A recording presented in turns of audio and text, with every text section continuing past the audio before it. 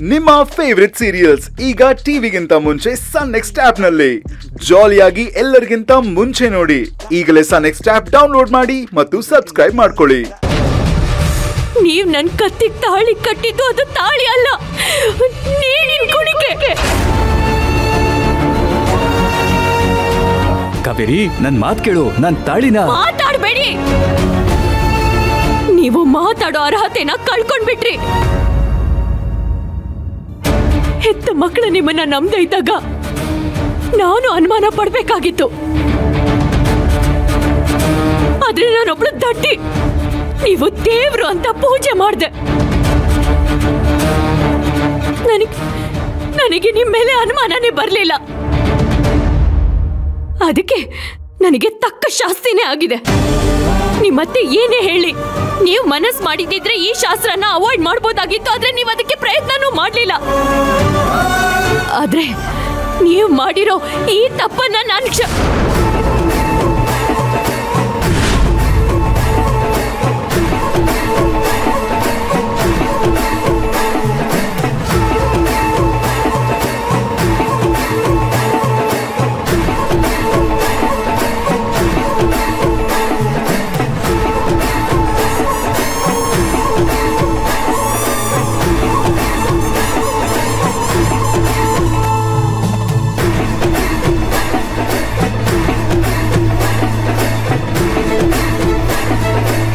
ಮೂರ್ ಗಂಟೆ ಹಾಕಿ ತಾಳಿ ಹೇಗ್ ಬಿಚ್ಕೊಳ್ತು ಅಂತ ನೋಡ್ತಾ ಇದೀಯಾ? ನಾನ್ ಗಂಟೆ ಹಾಕಿಲ್ಲ ಕಾವೇರಿ.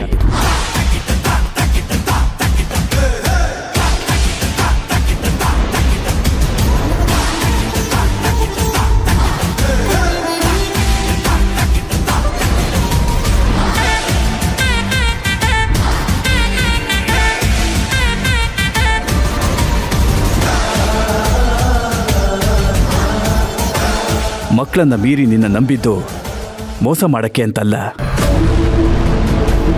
ನನ್ನ ಗೆಳೆಯ ರಾಜೇಶನ ಮಗಳು ಯಾವುದೇ ಕಾರಣಕ್ಕೂ ತಪ್ಪು ಮಾಡಲ್ಲ ಅನ್ನೋ ನಂಬಿಕೆಯಿಂದ.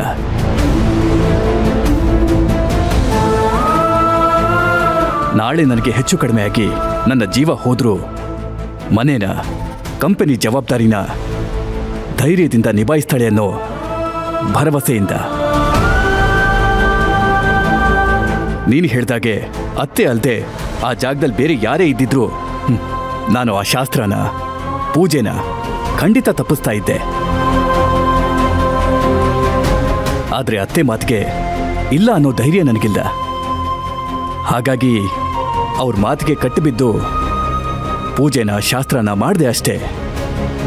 ಆದ್ರೆ ತಾಳಿ ಕಟ್ಟುವಂಥ ತಪ್ಪನ್ನ ನಾನು ಕನ್ಸಲ್ಲೂ ಮಾಡೋದಿಲ್ಲ ಕಾವೇರಿ.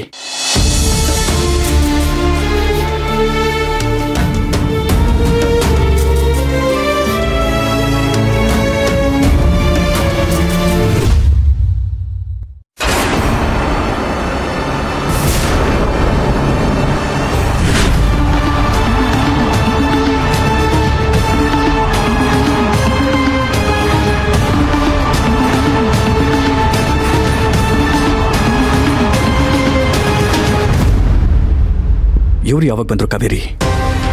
ಗೊತ್ತಿಲ್ಲ ಸರ್. ಬಹುಶಃ ಎಲ್ಲಾನು ಕೇಳಿಸ್ಕೊಂಡಾಗ ಕಾಣಿಸ್ತಿದೆ.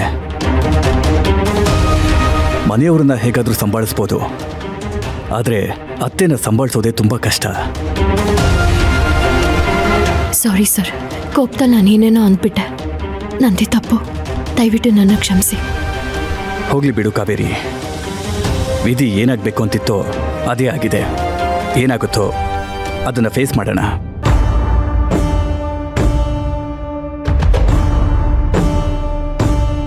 ರಾಮ್, ಏನಾಯ್ತೋ?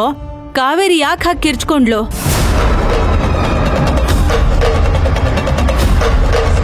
ನಿನ್ನೆ ಕೇಳ್ತಾ ಇರೋದು ಏನಾಯ್ತೋ? ಕಾವೇರಿ, ಏನಾಯ್ತು ಅಂತ ನೀನಾದ್ರೂ ಹೇಳಮ್ಮ. ಅಲ್ಲ ಅಜ್ಜಿ, ಏನಾಯ್ತು ಅಂತ ಕೇಳ್ತಾ ಇದ್ದಾರೆ ತಾನೆ. ಅಷ್ಟು ಕೇಳಿದ್ರು ಒಬ್ರು ಮುಖ ನೋಡ್ಕೊಂಡು ನಿಂತಿದ್ದೀರಲ್ಲ, ಏನಾಯ್ತು ಅಂತ ಹೇಳ್ಬೇಕು ತಾನೆ. ಏನಾಯ್ತು ಅಂತ ಹೇಳಪ್ಪ. ಅದು ನಾನು ಕಟ್ಟಿದ ತಾಳಿ ಕಿತ್ಕೊಂಡು ಬಂದೆ.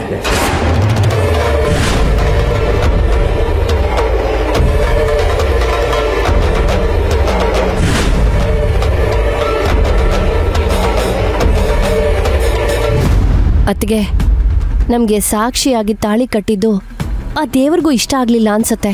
ಅದಕ್ಕೆ ಗಂಟು ಗಟ್ಟಿಯಾಗಿ ಕಟ್ಟಿಲ್ದೆ ಕಳಚಿ ಬೀಳೋ ಹಾಗಾಗಿದೆ. ಆ ದೇವ್ರೇ ಇದನ್ನೆಲ್ಲ ಮಾಡಿರೋದು. ಆ ದೇವ್ರು ನಮ್ಮ ಕಡೆ ಇದ್ದಾನೆ ಅತ್ತಿಗೆ. ಈ ತಾಳಿ ಕಳಚಿ ಬಿದ್ದ ಹಾಗೆ ಮಾವನಿಂದ ಆ ಕಾವೇರಿನೂ ಕಳ್ಚಿ ಬೀಳ್ತಾಳೆ. ಆಮೇಲೆ ನಾವು ಅನ್ಕೊಂಡ ಹಾಗೆ ನಮ್ಮಲ್ಲೇ ಯಾರಾದರೂ CEO ಆಗ್ತೀವತ್ತಿಗೆ.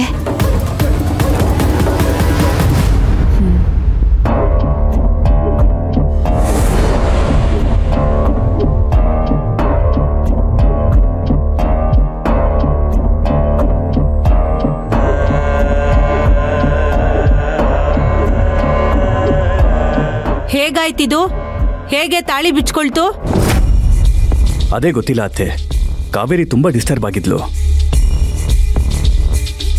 ಆ ಫ್ರಸ್ಟ್ರೇಷನಲ್ಲಿ ನನ್ನ ಹಣೆ ಬರ ಸರಿ ಇಲ್ಲ, ಇದ್ಯಾವುದೋ ಕೆಟ್ಟ ಶಕುನದ ಮುನ್ಸೂಚನೆ, ಹಾಗೆ ಹೀಗೆ ಅಂತ ಕಿರ್ಚಾಡ್ತಿದ್ಲು. ನಾನು ಸಮಾಧಾನ ಮಾಡ್ತಿದ್ದೆ.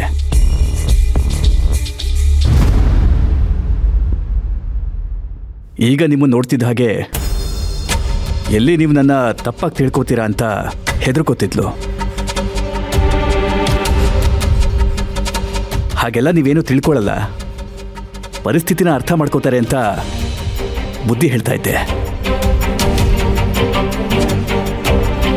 ಹೌದು ಕಣೋ, ಕಾವೇರಿ ಸಂಶಯ ಪಟ್ಟ ಹಾಗೆ ಇದ್ಯಾವುದೋ ಅಪಾಯದ ಸಂಕೇತ ಇರಬಹುದು. ನೀನ್ ಹುಷಾರಾಗಿರೋ ರಾಮ್.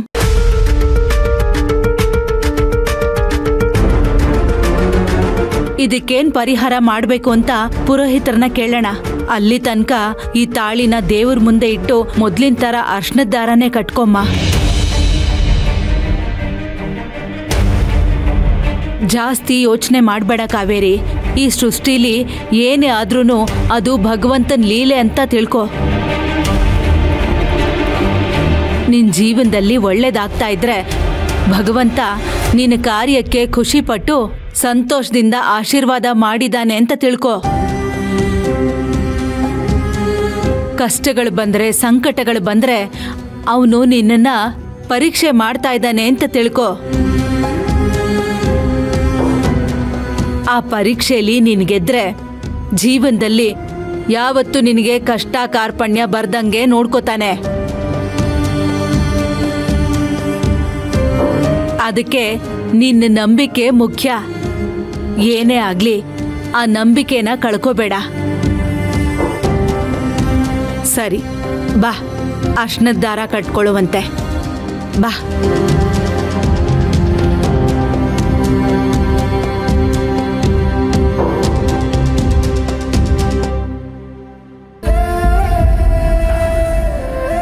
ಬಾ.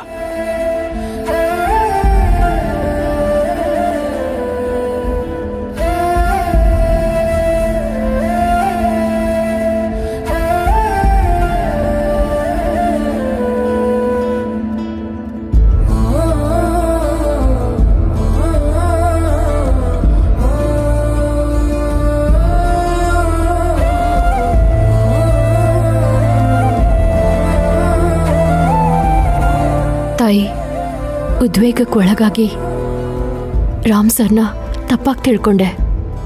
ನನ್ನ ಪಾಲಿಗೆ ನೀನಿಲ್ಲ ಅಂತ ದುಃಖಪಟ್ಟೆ. ಪ್ರತಿ ಆಪತ್ತಲ್ಲೂ ದಾರಿಯಾಗಿ ನನ್ನ ಗುರಿಯಾಗಿ ರಾಮ್ ಸರ್ ಇದ್ದಾರೆ ಅನ್ನೋದನ್ನ ನೀನ್ ಸಾಬೀತ್ ಮಾಡ್ಬಿಟ್ಟೆ.